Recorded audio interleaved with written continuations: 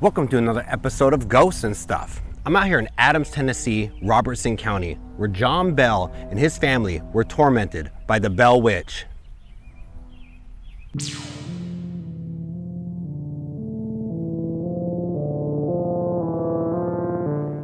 Now, growing up in Clarksville, Tennessee, which is right next to Adams, Tennessee, I've heard a lot of scary stories around campfires and stuff about the Bell Witch, but I never really went to the cabin or the cave and checked it out for myself, and I never really got the story straight. Now, the story of the Bell Witch centers around the Bell family. John Bell was born in 1750 in Halifax, North Carolina. In 1782, 32 years later, he would marry his wife, Lucy Bell. And there's some records that say that she was just 12 years old when they were married, which that makes that gross. Gross. That's just gross. Now, John and Lucy are living in Edgecombe County, North Carolina, and they have a farm and they become very affluent and important figures in their community. About 20 years and 9 kids later, in 1804, the family decides to try their luck in newly formed Robertson County, Tennessee, right along the Red River. So John and Lucy and their 9 children, man, that's a lot of kids. They all decide to pack things up and move out to Robertson County, Tennessee. The Bell family moves out to Tennessee and they buy a 1,000-acre plot of land, and they build a cabin and a pretty prosperous farm. They're doing pretty well out there, and they have plenty of hands to help them, with all those kids running around. So the family's doing really well out there for about 13 years. In 1817, this is when things start getting a little creepy and strange around the farm. John Bell is out tending to his fields, and in between the corn rows, he can see this large, black, dog-like creature. He thinks it's a dog, but it's way too big to be a regular-sized dog. So he grabs his gun, and he takes a shot at it, and he swears he hits it. But then the beast starts walking away through the stalks and vanishes. No blood, no trace of it. He's not the only one who sees strange things around the farm either. Other family members claim to see strange creatures too, like Drury and Betsy. They claim to see these strange creatures around the farm, such as these giant birds flying around, much larger than birds could ever be. One of the strangest claims made by Betsy was she said that she saw a young girl in a green dress swinging by her neck from a tree. And when she went to go tell people, they came back and the girl was gone. The girl was never seen again. Now, Tennessee is not the easiest place to survive. The cold, unforgiving winters, paired with the sweltering, humid summers, make Tennessee a very difficult place to live, let alone having this malevolent spirit wreak havoc on you and your home. Soon the disturbances would enter the cabin through a bunch of strange sounds that the family members were hearing around the house. They would hear tapping on the doors and windows. They would hear scratching and clawing on the ground, or rats gnawing on the bedposts. They would also hear large wings flapping in the ceiling, which made no sense. There were even accounts of hearing somebody choking, or chains rattling along the floor and large objects hitting the floor. Any of these sounds would cause pure terror in the middle of the night. So John Bell, not knowing what to do to help his family, consults a family friend, James Johnston. James Johnston, he agrees to come over and stay the night and see what's going on in the home. While he's there, he falls asleep, and the same things start happening to him, except this time, the blankets are pulled off of him. He begins speaking with this spirit. James claims that the spirit knew a lot about the Bible and enjoyed religious arguments. That means this entity seems to be more like a demon or have otherworldly knowledge. James doesn't know what to do either, so he brings his son, John, into the investigation.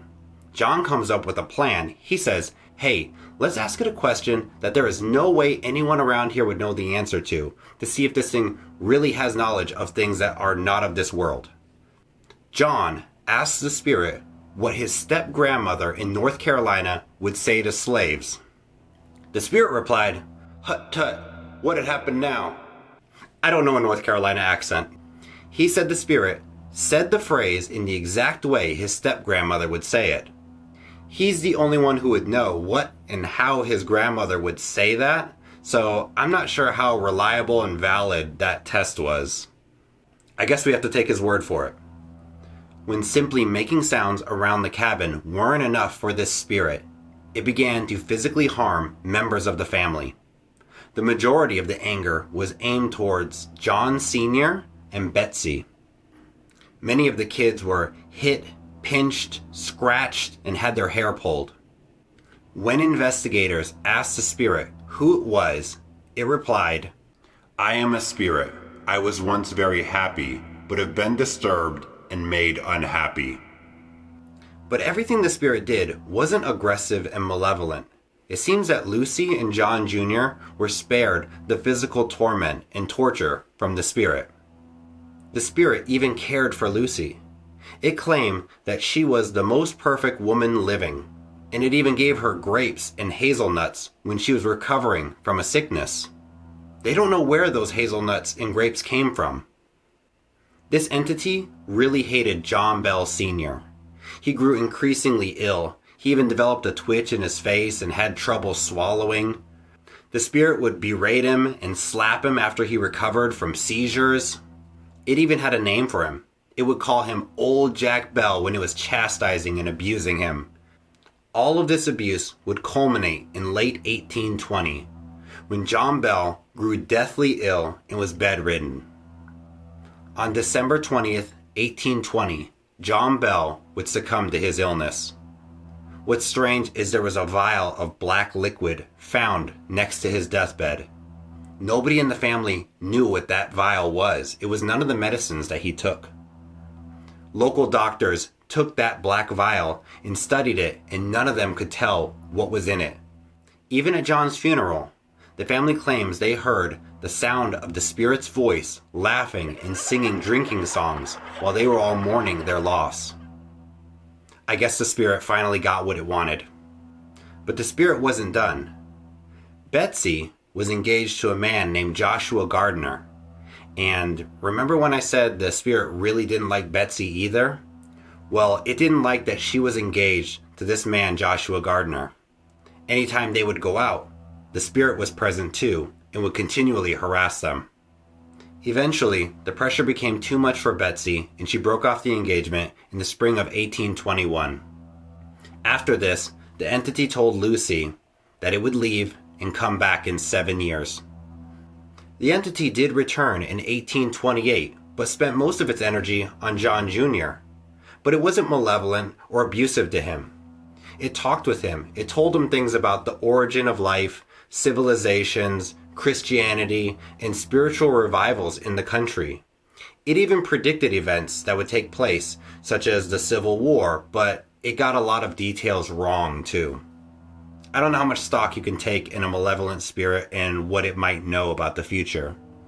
It's just weird that it wasn't malevolent to John Jr. Many claim that the cave is where the witch lived or where the spirit or entity dwells. What's even crazier is above the cave, there's a Native American burial ground. Some say that what was happening to the Bell family was a Native American spirit or curse that was placed on them for disturbing that burial land. Some also speculate that Mary Catherine Batts, or Kate Batts, is behind all of the disturbances and the curse on the Bell family. She was accused of witchcraft and being involved with the occult, and her husband's brother was in a dispute with John Bell over a slave trade gone bad, so she cursed the family. Some say it's her spirit, but she outlived John Bell, so I don't see how her spirit could have haunted them. But some people point the finger at her. After looking into the story of the Bell Witch and it being so close to my hometown of Clarksville, Tennessee, I decided to take the trip and go explore it for myself. This is what I saw at the Bell Witch cabin and cave. A long flight and a car ride from Nashville, and I was back in my old stomping grounds. This was Bell Witch country. I knew the way to Adams, Tennessee, and before I knew it, I was at the Bell Witch farm. It was a little off the beaten path, making it a little creepier. You're greeted with a red barn with the Bell Witch signage, and a little further up the gravel path is the parking area next to a small gift shop. Here, guests can buy little souvenirs and sign up for the tour of the cabin and the cave. I signed up and was soon told to walk over to a distant cabin where I would meet the guide. They tend to wait for small groups to accumulate before beginning a tour. The cabin is not the original Bell cabin, only a replica, with the real location being toward the east. But this replica still stands on the original Bell property. So back here, this is the replica of the cabin from John Bell and his family. That's a train over there. So I'm here at the John Bell cabin here in Adams, Tennessee. This is actually a replica of the cabin. This isn't the real one. The actual one was about a half-mile east of here, and it was torn down in about 1857. This small cabin gives us a glimpse into the life of living on the frontier and out here in the wilderness. Could you imagine seeing some kind of giant wolf-like beast with a rabbit head, or these giant birds, or some strange girl swinging in the trees? Just having your family tormented by this weird spirit out here. It was hard dealing with all of that and having to worry about people thinking that you were crazy or that you were in, I don't know, some kind of deal with the devil. The guide went over most of the events and what the family endured in the beginning of this video. But the creepiest part about the cabin tour are the mannequins included in the scenes to show how the family lived. The outdoor scenery is beautiful in the surrounding area, but be aware of the bugs and heat, as the South has unrelenting summers. It's crazy to think that on this ground, a family endured the punishment of some malevolent force. I kept thinking I would look off in the distance and see a strange beast or bird as a sign of the spirit's lingering presence. After the cabin tour, the groups are guided to the cave, where tour patrons walk a gravelly path with the Red River flowing right beside it. So this whole area right here, this is after the cabin replica tour, or whatever they want to call it. I know, I get it that it's a replica, but it just kind of loses that authenticity that I like when I'm exploring one of these paranormal places. They said that the real one was about a half a mile east of here, but this is the top of the area where the Bell Witch, her cave, is down here. And it's really, it's kind of hard to imitate or fake a cave, which is pretty cool. So if you come over here, you could see there's the river down here, and there's a walkway over here that says enter at your own risk. It's kind of creepy, but it's really beautiful out here. I actually like it, but if you could tell, it's very humid. I'm sweating a lot, and it's the middle of June, so it's not the most comfortable, but it is beautiful out here. So I'm gonna head down here, I'm gonna go in our cave, and I'm gonna try to show you guys what I can. All right, let's go.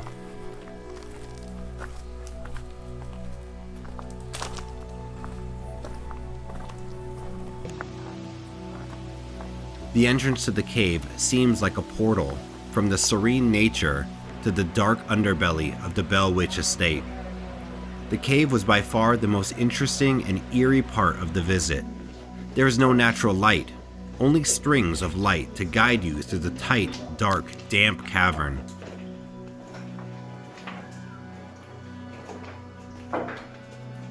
There's water flowing through the cave while the ceiling drips water onto you.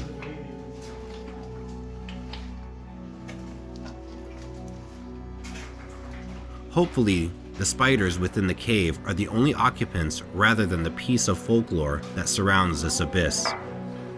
The air was dense and heavy, with the walls pressing in on you as you try to crawl through the space. The burial site of a native girl lies inside the cave, but robbers stole her remains long ago. The Native American burial site above the cave lingered in my head as I pushed deeper into each chamber of this cave. Nothing unusual happened while I was there, but the Bell Witch Cave was the most tense part of the tour and exploration of the property. Whether she or this spirit dwells here, I'm not sure, but the memory of this spirit continues to spark curiosity of those intrigued by the otherworldly. After exploring the cave, my time was done at the Bell Witch Farm. Whew. That hill, it's a lot easier going down. Coming up it's no joke. It's actually a lot humid. I mean, it's really humid and it's really hot out here, but in the cave it's nice and cool and it's really damp. But it's a little claustrophobic, so if you don't like those tight spaces, I wouldn't recommend going in there. But it's really cool and it's way bigger than I thought it was gonna be. Nothing crazy happened in there. There's a lot of running water and all that crazy stuff, but I don't know. I could see why she would want to live in. I could see why she would want to live in there because it's so cool and it's so terrible out here in this air. All right, let's get out of here.